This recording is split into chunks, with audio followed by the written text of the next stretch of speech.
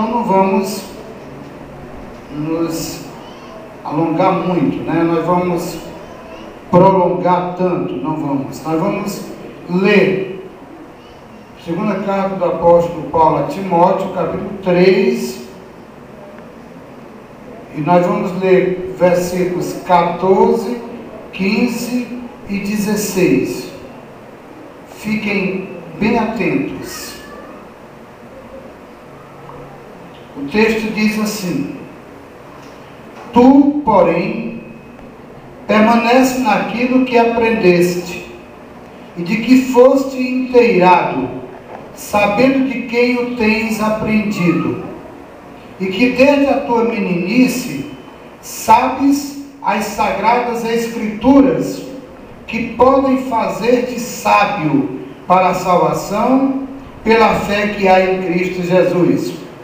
Toda a escritura, toda a Bíblia, é divinamente inspirada e proveitosa para ensinar, para redarguir, para corrigir, para instruir em justiça. Verso 17, para que o homem de Deus, ou a mulher de Deus, o rapaz de Deus, o adolescente de Deus, a criança de Deus, seja perfeito e perfeitamente instruído para toda boa obra.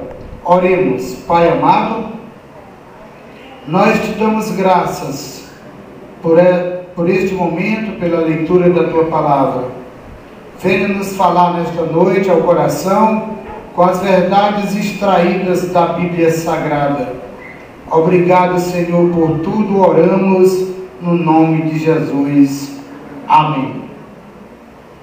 Eu gostaria de focalizar um pouco sobre a Bíblia. Nós já presenciamos alguma coisa no vídeo, alguma coisa histórica sobre a Bíblia. Estava averiguando alguns conteúdos acerca da importância da Bíblia e me deparei com as seguintes colocações que fazem jus à minha imaginação, à minha ideia sobre o valor da Bíblia para a minha vida, para a vida da humanidade. O que me prendeu a atenção começa mais ou menos assim. Vou começar explicando o que para mim é fundamental a respeito da palavra de Deus, da Bíblia Sagrada. Então, preste bem atenção. O instrumento da verdade científica, é o experimento. Se você quer saber, vou esperar logo essas menininhas sentarem, porque depois que elas sentarem eu vou conversar. O experimento da verdade científica, o instrumento, da verdade científica é o experimento. Se você quer saber se alguma coisa é verdade ou mentira na ciência, você tem que ir para o experimento.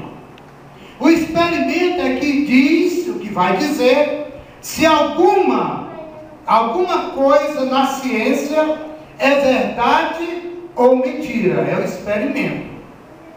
Se ela é verdadeira ou se ela é falsa. Os cientistas criam suas ideias, põem em cálculos e fazem o teste.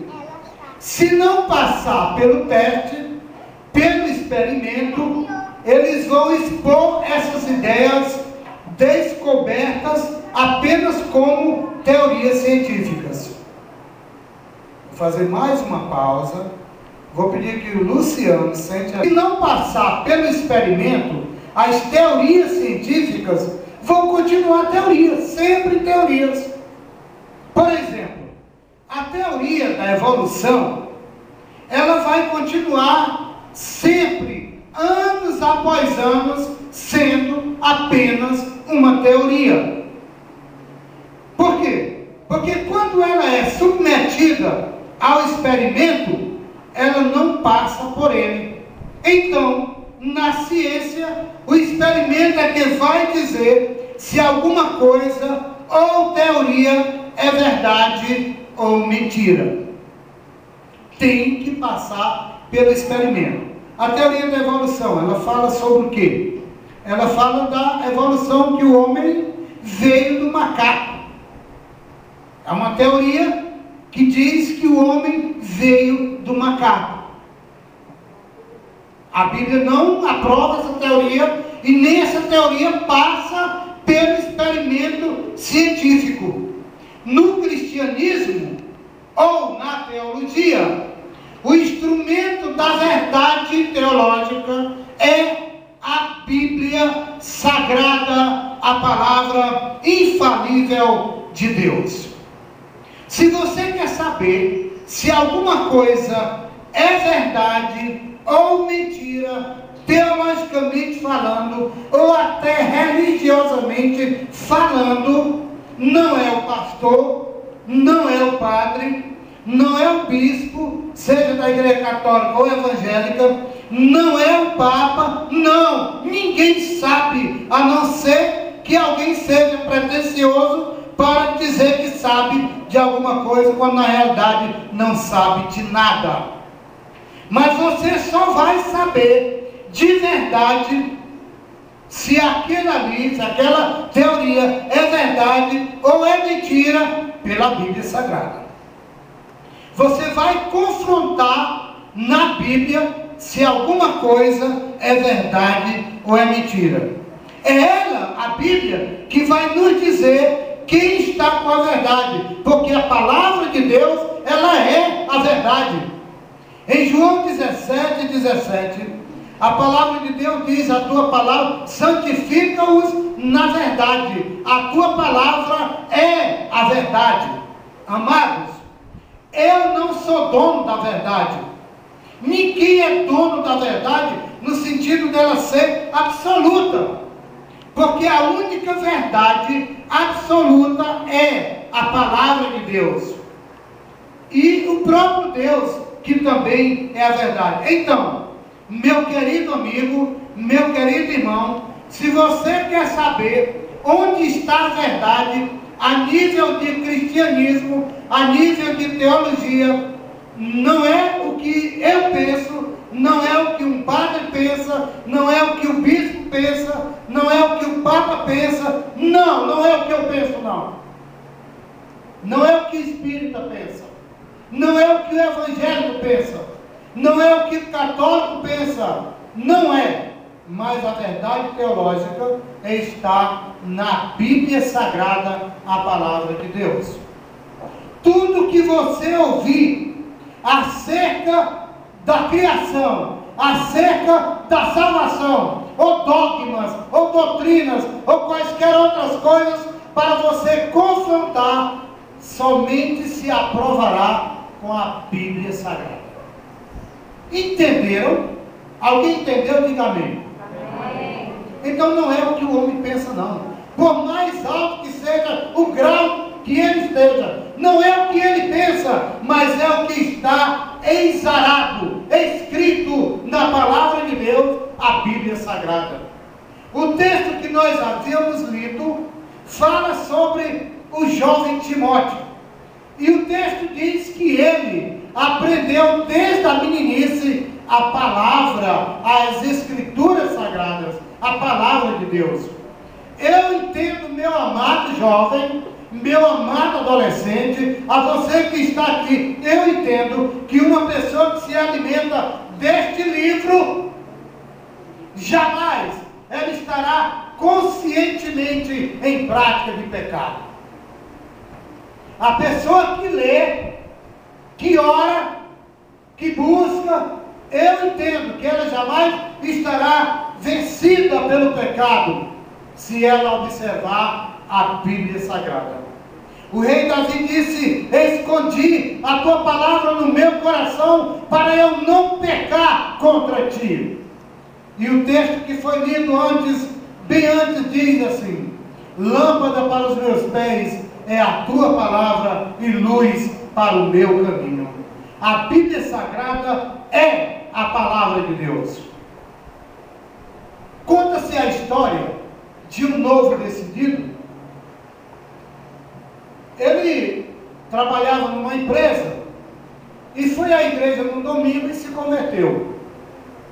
Então, quando ele chegou na empresa, ele era muito criticado, muito criticado. Toda vida que ele chegava na empresa, aí a turma ia criticar. E criticava, criticava. E de tanto ser criticado, ele falou com o pastor: pastor, eu estou para não aguentar lá na empresa. É muita crítica para mim. É muita gente me criticando. Eu não sei o que fazer, pastor. Aí o pastor disse: olha, faça o seguinte. Conheça a Bíblia. Ensinou vários textos da Bíblia para ele. Disse: quando vierem criticar você, dê uma surra de Bíblia. Dê uma surra de Bíblia neles. Aí ele pegou uma Bíblia bem grande, tamanho do que Mariana entrou aqui no aniversário, a Bíblia bem grande, botou no saco e se mandou para a empresa.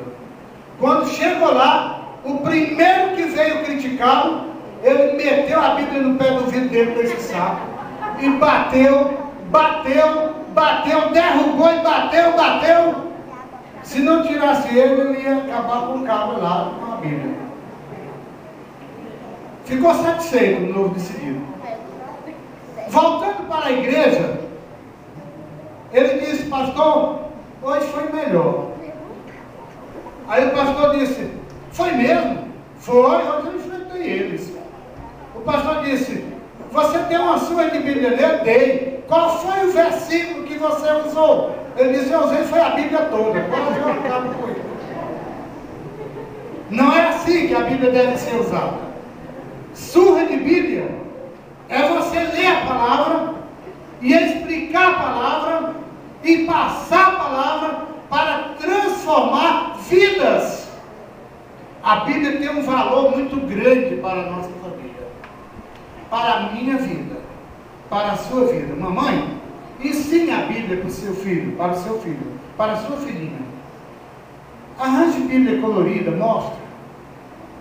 Ensine a sua criança no caminho em que ela deva andar, para que quando ela envelhecer ou ficar velhinha, nunca se desviar do caminho de Deus. Leia a Bíblia, busque nela lições para a sua vida. Deus tem uma mensagem para você. Alguém disse o seguinte, foi Lutero que disse, pegou a Bíblia e disse: ou este livro me afasta do pecado, ou o pecado me afasta deste livro. Ou este livro me afasta do pecado, ou o pecado me afasta deste livro. Talvez você não leu o livro, e o pecado já lhe afastou do livro. Hoje você pode até debochar do livro, achar muito chato, como diz o vídeo aí. Mas eu quero dizer para você, que se você quer alguma coisa que preste na sua vida, então leia a Bíblia. Sirva a Deus, busque a Deus, coloque sua vida no altar do Senhor. Não seja movido pelo mundo, ou moldado pelo mundo, mas molde o mundo com a palavra de Deus. Como disse Paulo, não vos conformeis com este mundo, mas transformai-vos pela renovação do vosso entendimento, para que experimenteis qual seja a boa, agradável e perfeita vontade de Deus. Que Deus abençoe você a entender que, lendo este livro, você será alguém muito mais especial do que você imagina ser. Agora leia a Bíblia e siga o que nela está escrito, para a sua felicidade, tanto aqui quanto na eternidade. Que Deus nos abençoe. Amém?